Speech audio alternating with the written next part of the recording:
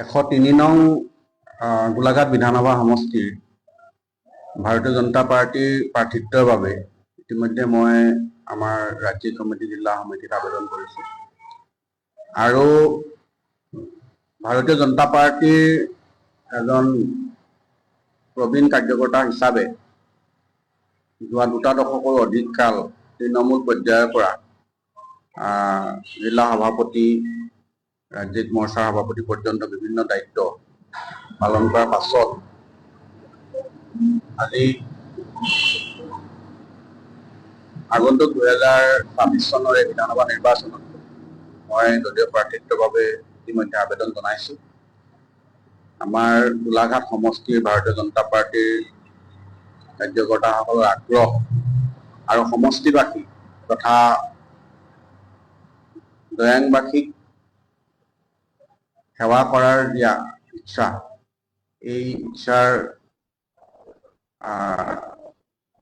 দ্বাৰা অনুপ্ৰাণিত হৈ মই আবেদন জনাইছোঁ।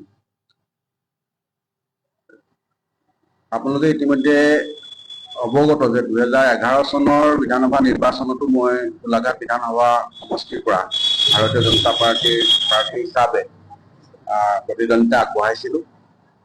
ইয়াৰ পাছত সেই সময়ত ভাৰতীয় জনতা পাৰ্টীৰ এনেকুৱা ধৰণৰ সংগঠন অসমত নাছিল। ইয়াৰ পাছত 2016 আৰু 21 চনৰ নিৰ্বাচনত আমি প্ৰাৰ্থিত্ব প্ৰত্যাশী আছিলোঁ যদিও দলৰ সিদ্ধান্ত বেলেগ আছিল, অন্য ব্যক্তিক প্ৰাৰ্থিত্ব প্ৰদান কৰা হৈছিল আৰু সেই সময়ত আমি দলীয় প্ৰাৰ্থীক জয়ী কৰাবৰ কাৰণে পুৰুষাৰ্থ কৰিছিলোঁ আৰু সেই অনুসৰি 2021 চনৰ নিৰ্বাচনত আমাৰ দলীয় প্ৰাৰ্থীগৰাকীক আমি জয়ী কৰাবলৈও সক্ষম হৈছিলোঁ আৰু বৰ্তমান 2024 চনৰ নিৰ্বাচনত মই এগৰাকী প্ৰাৰ্থিত্ব প্ৰত্যাশী আৰু গোলাঘাট বিধানসভা সমষ্টিটো এটা সমস্যা বহুল সমষ্টি। আমি সকলোৱে জানো যে এই সমষ্টিৰ অন্তৰ্গত অসম নাগালেণ্ড সীমা সমস্যা, অসম নাগালেণ্ড এলেকা, এই এলেকাটো এটা দীৰ্ঘদিন ধৰি এটা সমস্যা জৰ্জৰ এটা অঞ্চল। এই অঞ্চলৰ ৰাইজে দীৰ্ঘদিন ধৰি এটা অনিশ্চয়তাৰ মাজত আজি বাস কৰিব লগা অৱস্থা হৈছে।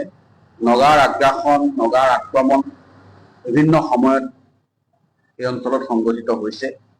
এই দয়াং অঞ্চলটো পূৰ্বৰ 11খন বৰ্তমান 13খন পঞ্চায়তেৰে এটা বৃহৎ অঞ্চল, যি অঞ্চলৰ ভোটাৰে গোলাঘাট বিধানসভা সমষ্টিৰ নিৰ্বাচনী ফলাফলত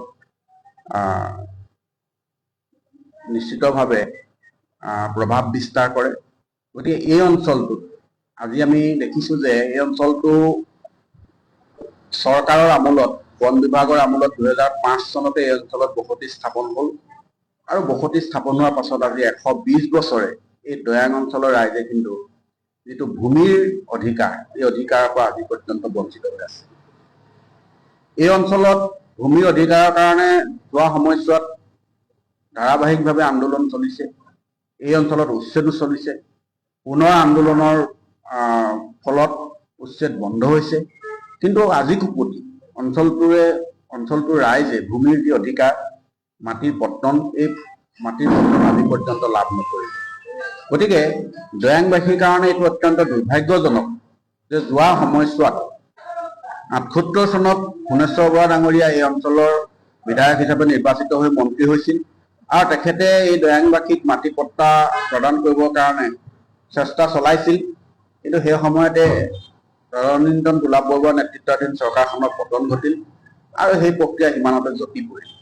ইয়াৰ পাছত যিসকলক আমি আমাৰ সমষ্টিটোৰ পৰা প্ৰতিনিধি হিচাপে পাইছোঁ যোৱা সময়ছোৱাত 78 চনৰ পাছত কোনো এগৰাকী প্ৰতিনিধি আন্তৰিকতাৰে দয়াংবাসীক ভূমিপট্টন প্ৰদান কৰিবৰ কাৰণে কোনো ধৰণৰ প্ৰচেষ্টা চলোৱা দয়াংবাসীয়ে নেদেখিলে।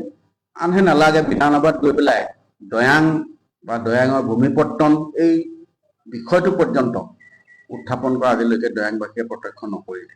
গতিকে দয়াঙৰ এগৰাকী সন্তান হিচাপে এই দয়াঙৰ মৌলিক সমস্যাটো সমাধানৰ বাবে যুঁজ দিয়াৰ আমাৰ প্ৰবল হেঁপাহ আছে, প্ৰবল ইচ্ছা আছে আৰু দয়াংবাসীয়েও ভাবে যে দয়াঙৰ এই যি মৌলিক সমস্যা, এই মৌলিক সমস্যা সমাধানৰ কাৰণে আন্তৰিকতাৰে যুঁজ দিয়া এজন প্ৰতিনিধি আমাক লাগে। সেই অনুসৰি মই আজি দয়াঙৰ এজন সন্তান হিচাপে আজি ভাৰতীয় জনতা পাৰ্টিৰ প্ৰাৰ্থিত্বৰ বাবে পুনৰবাৰ আবেদন জনাইছোঁ আৰু আশা ৰাখিছোঁ যে দলে প্ৰাৰ্থিত্ব প্ৰদান কৰিব আৰু দয়াংবাসী, গোলাঘাট সমষ্টিবাসী আৰু দেশ আৰু জাতিৰ কাৰণে সেৱা আগবঢ়াবলৈ আমাক সুবিধা প্ৰদান কৰিব আৰু এই ক্ষেত্ৰত মই সকলোৰে সহযোগিতা আশীৰ্বাদ মই কামনা কৰিছোঁ। আজি মই ভাৰতীয় জনতা পাৰ্টিৰ এগৰাকী সাধাৰণ কাৰ্যকৰ্তা হিচাপে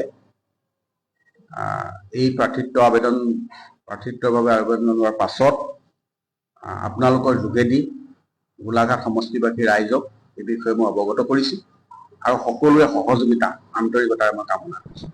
ধন্যবাদ।